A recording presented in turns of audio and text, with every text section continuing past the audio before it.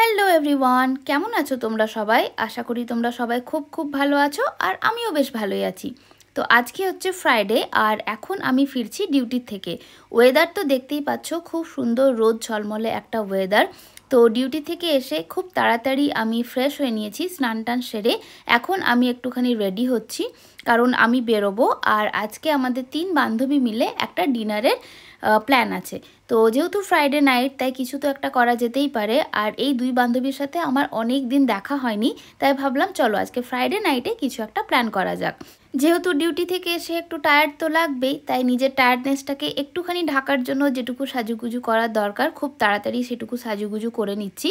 কারণ আমাদের 7টার সময় টেবিল অলরেডি বুক করা আছে আর আমার বাড়ি ঢুকতে ঢুকতে প্রায় 6টা বেজে গেছে। খুব একটা সময় আমার হাতে নেই, তাই তাড়াতাড়ি করে একটুখানি রেডি হয়ে নেব। আর এখন চলছে মে মাস, তো এখন ওয়েদার খুবই ভালো, স্পেশালি এই উইকে কিন্তু ওয়েদার খুব ভালো।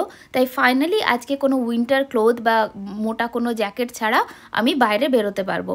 তো দেখো আমি রেডি হয়ে নিয়েছি, টুকটাক একটু যা কিছু সাজুগুজু করার ছিল সব সাজুগুজু করে নিয়েছি।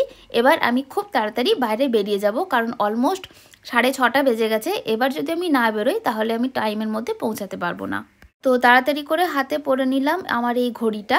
আর বেশি কিছু গয়নাগাটি পরার কোনো সময় নেই। আর ফ্রেশনেসের জন্য আমি লাগিয়ে নিচ্ছি আমার খুব ফেভারিট একটা বডি মিস্ট। এটা একটা গেসের বডি মিস্ট আর এটা স্মেলটা অনেকক্ষণ থাকে আর খুব ফ্রেশ লাগে। তো অনেকখানি লাগিয়ে নিলাম বডি মিস্ট। এবার আমি নেব আমার একটা ছোট্ট মতো ব্যাগ। এটা একটা স্লিং ব্যাগ পাউচ। তো এর মধ্যে আমার ফোন আর আমার পার্স দুটোই চলে আসবে। তো এর থেকে বড় ব্যাগ আমার এই মুহূর্তে আর দরকার নেই। তো চলো আমি একদম রেডি হয়ে গেছি, এবার বেরিয়ে পড়ি। বেরিয়ে তারপর তোমাদের সাথে কথা হচ্ছে। তো আমি বেরিয়ে পড়েছি বাড়ি থেকে, এখন যাচ্ছি বাস স্ট্যান্ডের দিকে। তো আমার বাড়ির থেকে বাস স্টপ হেঁটে 1 মিনিট মতোই লাগে। আর এখান থেকে বাস নিয়ে আমি যাব সিটি সেন্টারে, সেটাও আমার লাগবে ওই 12 থেকে 13 মিনিট মতো যেতে। তো খুব তাড়াতাড়ি পৌঁছে যাব। আর আমার ফ্রেন্ডরা কিন্তু অলরেডি পৌঁছে গেছে, মানে একটা বান্ধবী অলরেডি পৌঁছে গেছে, আরেকজন এসে পৌঁছায়নি। তো আমিও পৌঁছে গেলাম। দেখো এটা হচ্ছে একটা চাইনিজ রেস্টুরেন্ট, নাম হচ্ছে সাংহাই বে। তো এই রেস্টুরেন্টটার রিভিউ কিন্তু খুবই ভালো, আমি আমার অনেক ফ্রেন্ডসের কাছে শুনেছি। আর আমরা অর্ডার করেছিলাম যে যার নিজের মতো পছন্দ মতো স্যুপ, আর তার সঙ্গে এখানে ছিল মাঝখানে দেখো একটা সি ফুড প্ল্যাটার।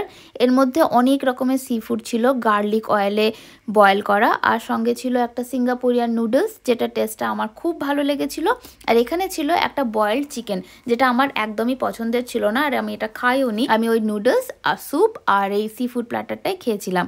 তো খাওয়া দাওয়ার পরে এখন আমি আবার বেরিয়ে পড়েছি, বাস স্ট্যান্ডে দাঁড়িয়ে আছি বাসের অপেক্ষায়। তো পৌঁছে গেছি ফাইনালি বাড়ি।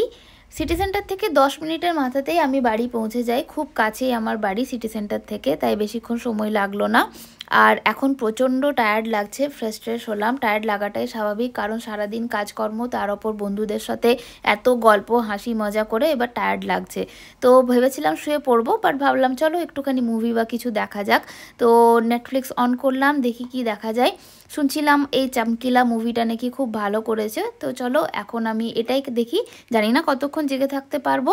তো চলো একটুখানি দেখি, যতক্ষণ পারবো দেখবো, তারপর আমিও ঘুমিয়ে পড়বো। So bye bye, good night, see you soon.